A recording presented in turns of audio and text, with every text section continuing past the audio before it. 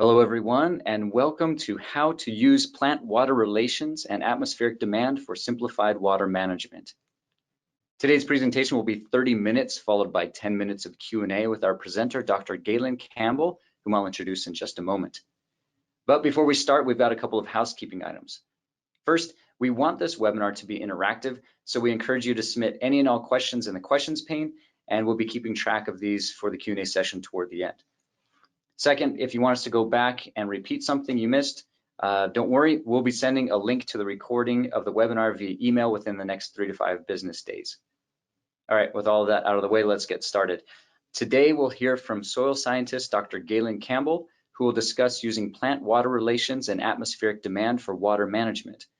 Dr. Campbell has been a research scientist and engineer at METR for 20 years, following nearly 30 years on faculty at Washington State University. His first experience with environmental measurement came in the lab of Dr. Sterling Taylor at Utah State University, making water potential measurements to understand plant water status.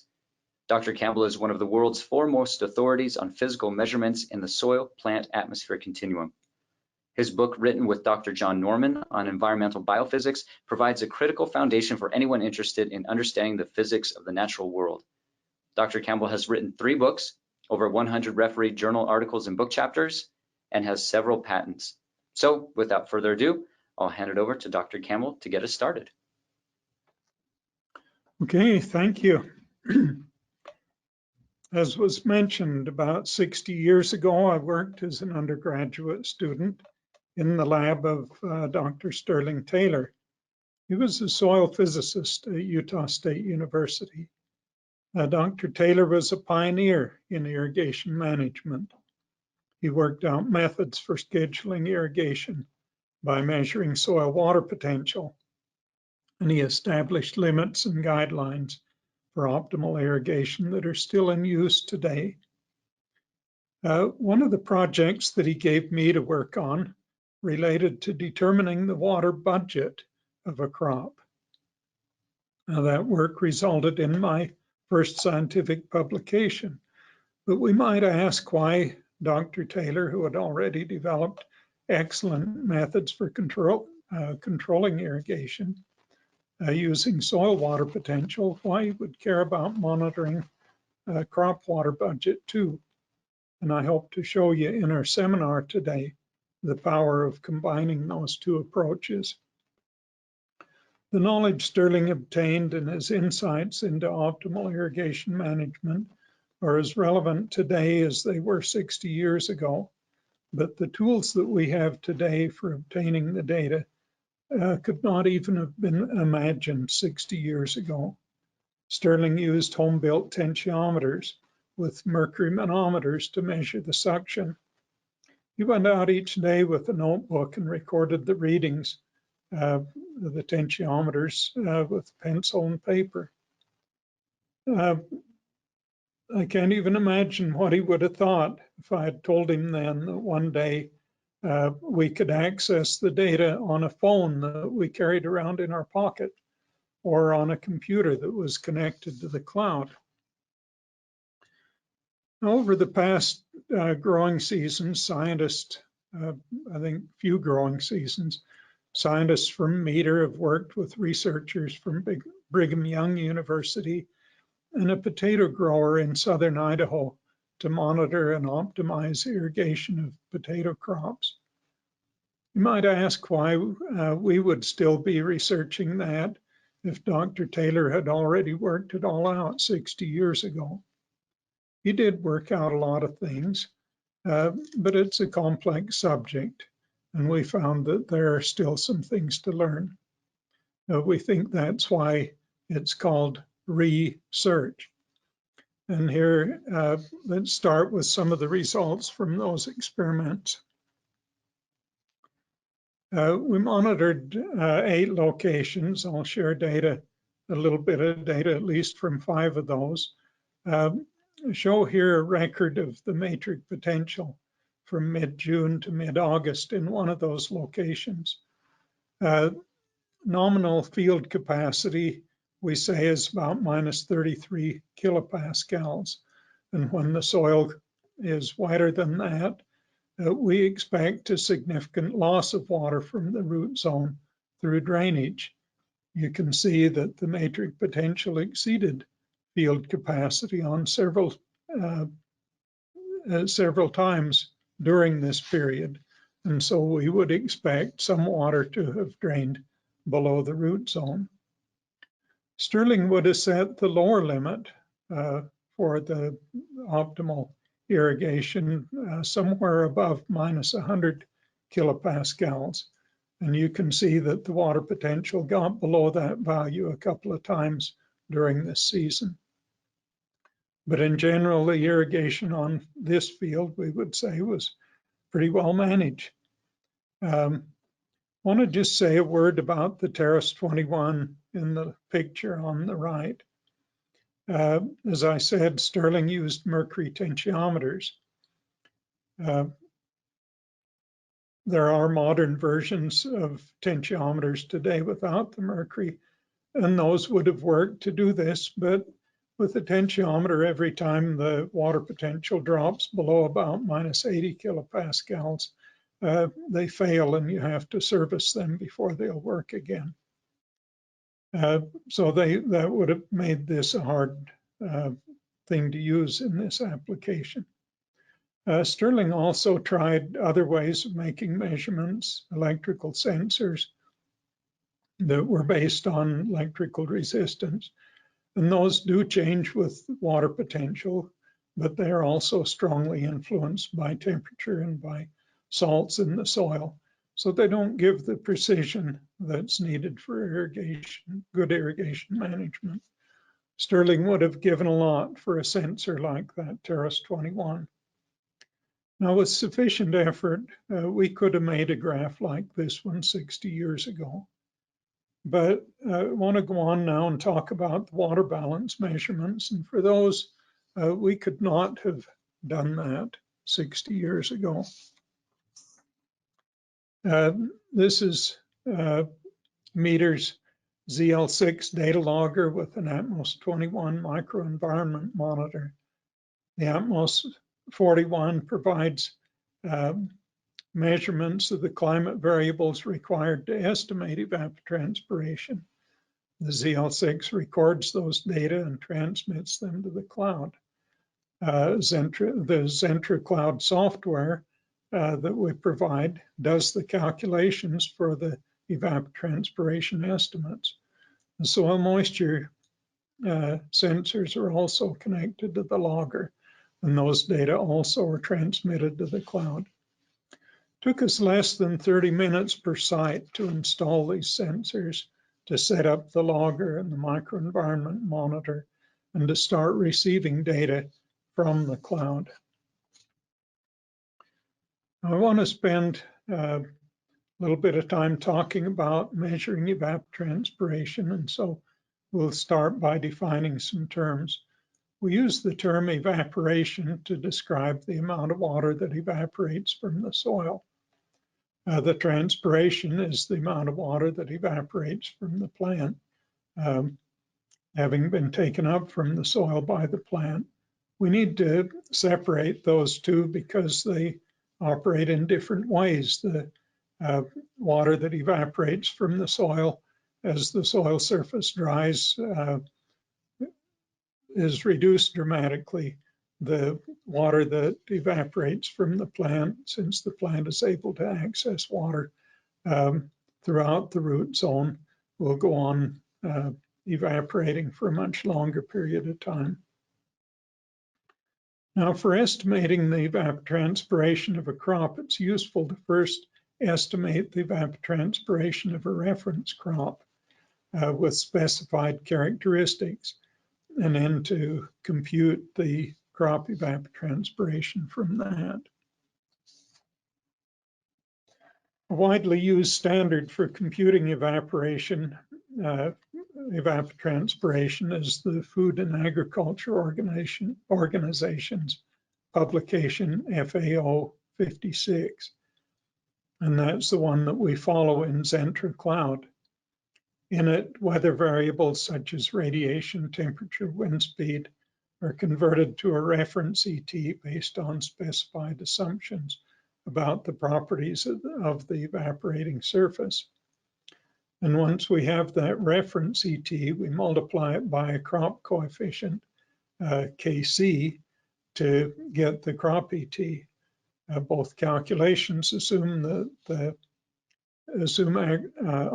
agronomic conditions where water isn't ever a limiting factor.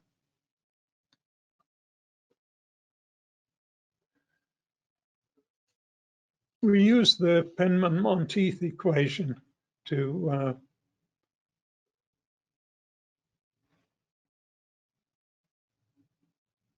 calculate the reference evapotranspiration.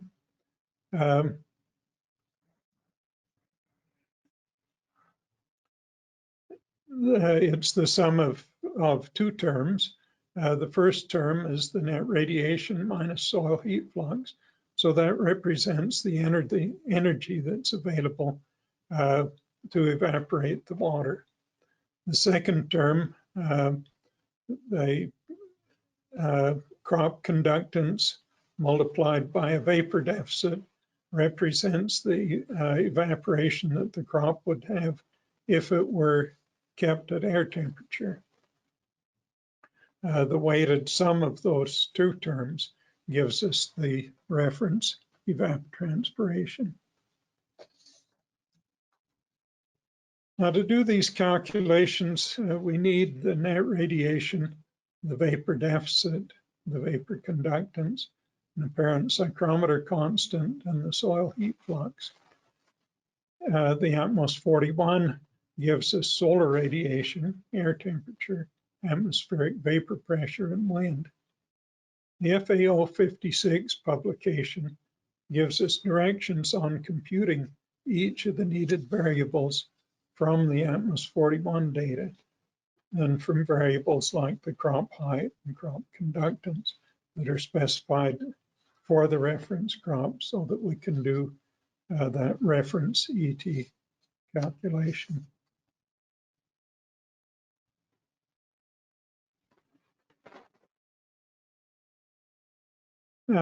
This is a typical crop coefficient function.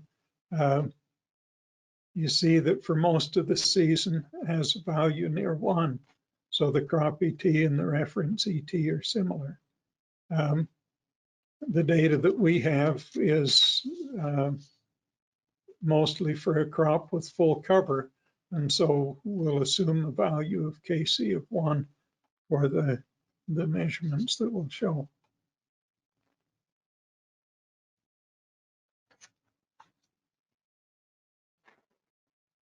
So here I've plotted the cumulative components of the water budget over the time period that we showed the matric potential in the earlier slide.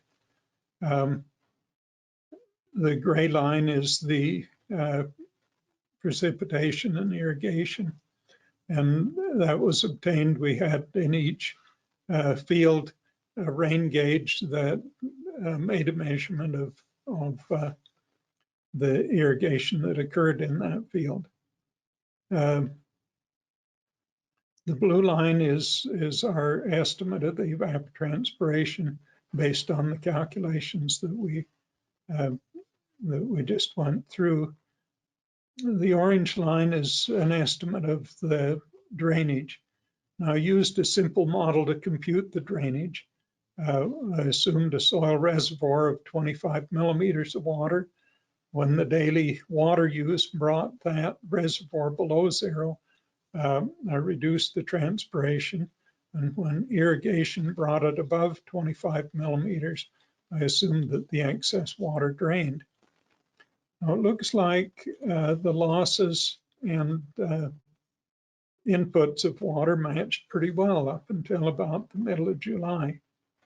At that point, you can see that the evaporative demand decreased a little bit, at the same time that irrigation amounts increased a little bit. And so the combination of those two resulted in a couple of drainage events, but those were the main events for the whole season.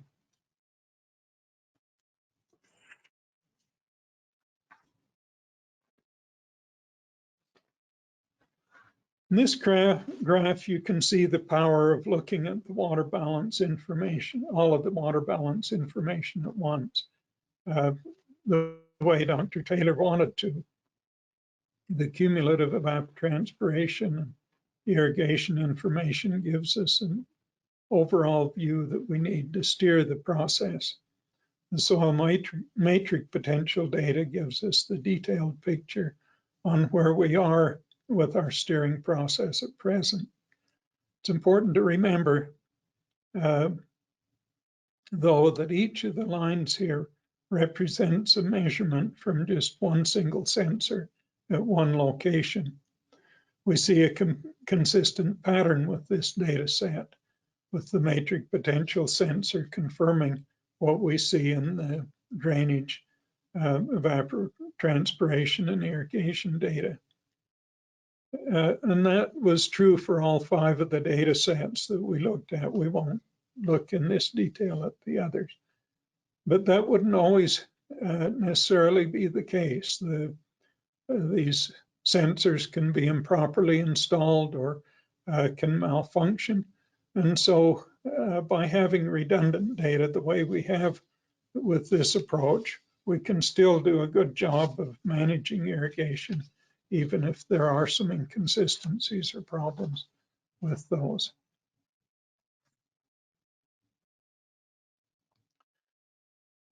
Here are the water balance calculations for all 5 fields. And again, I'd remind you that the irrigation was measured just 1 rain gauge per field, and the evapotranspiration was from a single ATMOS 41 applied to all fields. The differences in ET that you see in our model are the result of our model reservoir running dry. And those correlate well with the low matric potential readings that we saw in the measurements. The drainage estimates also come from the model and from the irrigation and ET estimates. And so, of course, there's significant uncertainty in those numbers. But the leaching fractions that are shown here, just for the 60 days of data that we analyze, they don't include other irrigations or rain through the rest of the season. And although I think that these data indicate a good job of managing irrigation to achieve maximum production, and at the same time, a good stewardship of the water that was applied. Now, the approach that we've taken so far is focused on everything but the plant. And some think that's a mistake. They say that the plant should tell us if it's stressed or not. We should monitor the plant to know when we should irrigate. Now, Sterling Taylor was also a pioneer in this area. Besides wanting to monitor soil water potential and the crop water budget, he wanted to monitor plant water stress. The instruments we used to try to monitor water stress in Sterling's laboratory were early versions of the ones that we use now, the same ones. But 60 years have brought a lot of improvements. I'll talk about those improvements in a bit. But first, we need a little bit of background on plant-water relations. Here's a diagram of the SPAC, the soil plant atmosphere continuum, that shows the path the water takes and the resistances it encounters as it moves through the plant, from the soil through the plant to the atmosphere. The water potential in the soil is high. In the atmosphere, it's low. Water tends to move from regions of high water potential to regions of low water potential. And this is the water potential gradient that is the driving force for transpiration. I summarize those ideas here that water potential is a measure of the energy state of the water in the system. The water potential gradient is the force that drives water through the soil plant atmosphere continuum. The water flows from high to low potentials But water potential can also be used to describe the availability of water for biological processes. This is what we might see is the daytime water potential distribution in the soil plant atmosphere continuum along the transpiration path. This represents midday summertime conditions under two cases, of wet soil and a dry soil, the extremes that we might encounter. Just say that these values are hypothetical. Species certainly differ remarkably in their response to water stress, but there are still some things that we can note here. One is that the water potential of the air is more negative by a couple of orders of magnitude than it is anywhere in the plant. There's no direct way for the plant to regulate its water loss by lowering its water potential. It would die before its water potential could change significantly enough to change the rate of water loss. So the only way that a plant can regulate its water loss is by changing its vapor conductance of its leaves. If we look at the plant at night, the picture changes a lot. The plant tends to equilibrate with the soil, the stomates close, transpiration reduces dramatically, and atmospheric humidity is higher so that the water potential of the atmosphere is not so low.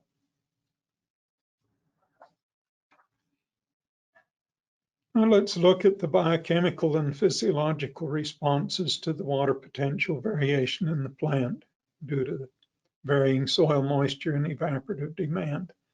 This is from a review article written by Ted Shaw quite a few years ago, but it gives us some important information that we can apply for manipulating the partitioning through irrigation management of assimilate.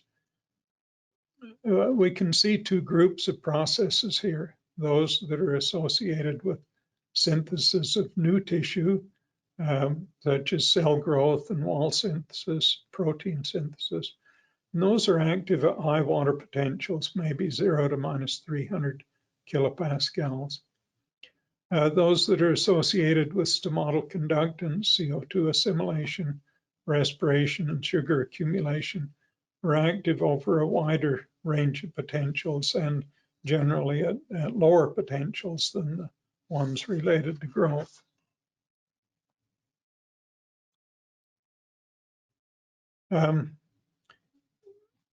So we can, I think, come to a set of conclusions like these. Leaf water potential varies widely from night to day, every day. So a low water potential doesn't necessarily mean that a plant's stressed. And we shouldn't equate in our minds water potential, leaf water potential, and water stress. Those are different things. High leaf water potential depends on the soil water potential, the highest leaf water potentials. The lowest depends mainly on evaporative demand and availability of water from the soil. The stomatal conductance decreases when the demand exceeds the supply. And growth is fastest when the soil's wet and the demand is low. Cell expansions mainly at night with plentiful soil moisture. But photosynthesis can go on until the soil dries significantly. So we could picture two different irrigation scenarios maybe. One that we might use in annual crops where we're mainly interested in achieving the highest rates of biomass increase we can get. And with those, we would want to just monitor the soil moisture and keep it in the right range so that the growth can be as fast as it can be. On the other hand, at times, we want to steer the plant toward less vegetative growth and more reproductive growth. And so we may want to control the vegetative growth. This is particularly true, for example, in wine grapes, where the vines are intentionally stressed to increase fruit quality. If we want maximum growth, we just manage the water to maintain the highest plant water potentials possible. And we can do that just by monitoring the water potential of the soil.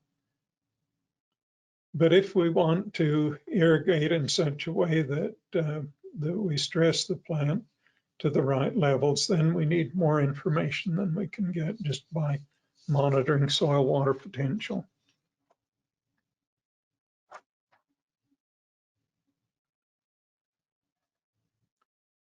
So we'll talk just a little bit about ways that we can monitor water potential or stomatal conductance in plants. Now, the theory for each of these methods that I'll talk about was not well developed 60 years ago. The instruments that we had in Sterling's lab were primitive, but we attempted to use all of the methods that we'll talk about here during that time. Since then, they've all been successfully used to monitor water stress in crops and orchards and vineyards. Pressure bomb on the left is one of the methods used to directly measure leaf or stem water potential. You just put a leaf or a twig, seal it in the chamber with a piece of the xylem extending through the seal to atmospheric pressure, and then the pressure that it takes in the chamber to produce free water at that part of the xylem that sticks out is equal to the negative of the water potential of the tissue. And the center picture is meters diffusion barometer for measuring stomatal conductance. And I'll show you a little bit of data a little bit later on that comes out of that. Picture on the right is Apogee's infrared thermometer that measures the difference between canopy and air temperature. We can read that out directly with the ZL6 logger and make those data available through ZENTRA Cloud too. And this shows the relationship between stomatal conductance on the vertical axis and leaf water potential on the horizontal axis. Not surprisingly, there's a relationship between those two that we show with the line, but there's a lot of scatter. The leaf water potential varies a lot from leaf to leaf in the canopy, and the stomatal conductance also varies a lot. Now, measurements like these could be used, and in fact have been used to manage irrigation, but you can see that you would need several measurements and need to average several measurements in order to know what you should be doing with that. The equation here tells us how canopy temperature relates to water stress of a crop. The TC minus TA is the canopy minus the air temperature that's measured with the radiometer that we showed in the earlier slide. And that can be used to measure water stress. The terms in the equation should look a little bit familiar. They're the same terms as the ones in the Penman-Monteith equation, but now we're using them to determine canopy temperature and canopy conductance. The GV term is the canopy conductance, and you can see that that's one term in the equation. That's the one that represents water stress in the crop. And We can solve for that, but we would, of course, need to know all the other terms in the equation.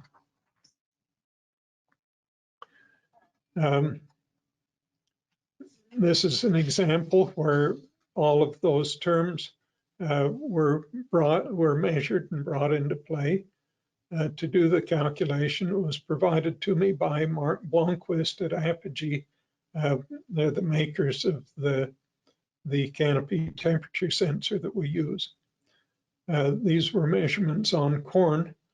The black dots that you see in the upper graph are measurements of the difference between canopy and air temperature. The other energy balance quantities were measured, and the black dots in the upper graph are estimates of canopy minus air temperature for a canopy that wasn't transpiring at all. The green dots in the upper graph are estimates of the canopy temperature if the canopy were not water stressed at all. Now, Mark computes a water status index. That water status index is the red minus the black divided by the red minus the green. And so when the crop is not water stressed, that water status index is shown in the bottom graph. When the crop is not stressed, why the index is at 1. And then as water stress develops, the index decreases. And then this, with precipitation, it comes back to 1.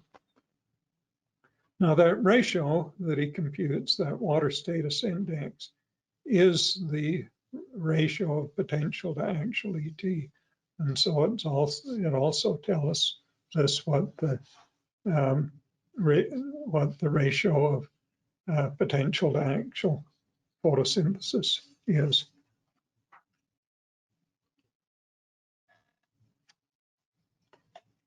Now, all of these methods work just the way Dr. Taylor thought they would, and all have been used to manage assimilate partitioning through irrigation timing and amounts. But in every case, it takes a lot of work and a lot of skill. If we stop and think for a minute, we realize that the outcome of any of these methods is to reduce transpiration. That's how we induce water stress in a plant. What if we turned that idea on its head, and instead of monitoring the plant, we estimate its well-watered evapotranspiration and irrigate at some fraction of that rate, the same fraction we would get by monitoring the plant? Now that has been done, and this is another example of the power of combining evapotranspiration and soil moisture measurements. I'll show you an example from a vineyard where they applied water to meet 100% of evaporative demand until the completion of bloom, and then reduced the irrigation rate to 70% of the total evapotranspiration, or what they estimated that to be. The reference ET was computed to determine irrigation rates. I don't have the actual ET data from that. The graph I show here is just the same graph we had earlier for potatoes, but I just wanted to illustrate what it looks like to reduce the ET to 70%. We used the meter Terrace 21s again for this experiment. They were buried at 30, 60, and 120 centimeters, or 1, 2, and 4 feet. Until around July 1st, the irrigation was at 100% of ET. You can see that they did a good job of that because the water potentials are holding pretty steady. Water never did get down to the lowest level, the 120 centimeter level low, and that stays low even through that 100% time. When the 70% irrigation started, the lower sensor immediately started dropping and then just stayed dry. The 60 centimeter sensor sees some of the irrigations, but eventually we aren't getting any water down to that level either. But the highest sensor, the 30 centimeter one, sees all of the irrigations for the rest of the season. Now, each of these, the result of this management was to arrest vegetative growth and increase sugars in the fruit, just like happens when we use a pressure bomb or canopy temperature to do that if we do it right. But the method's a lot easier to apply and get right. All it takes is the microenvironment monitors and matric potential sensors and ZENTRA Cloud to provide some reference ET estimates. So let me conclude with these ideas. The Penman-Monteith equation with the FAO 56 procedure gives us a solid physics-based method for determining potential evapotranspiration from a crop. And at least for a good share of the season when we have full cover, we can use that to know the amount of water the crop needs. The ATMOS 41 microenvironment monitor with the ZL6 logger and ZENTRA Cloud gives us easy access to those estimates. Combining ET irrigation and matric potential provides a powerful tool for managing irrigation for maximum production and minimum waste of water. And finally, combining soil moisture monitoring with deficit irrigation based on ET estimates can be an efficient way for precise control of plant water stress. Thank you.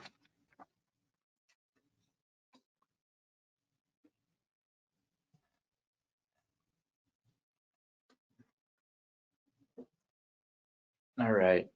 Thank you very much, Gaylon. We do have some time now for a few questions. I think we'll see how many questions we can get in. But we appreciate that everybody has stuck around and listened and participated. We do have several great questions that have already been submitted. We do have time for you to submit more questions. So any and all questions that you have, please enter them into the questions pane and we will keep track of them. If Dr. Campbell cannot get to them right now during our live webinar, we do have them recorded.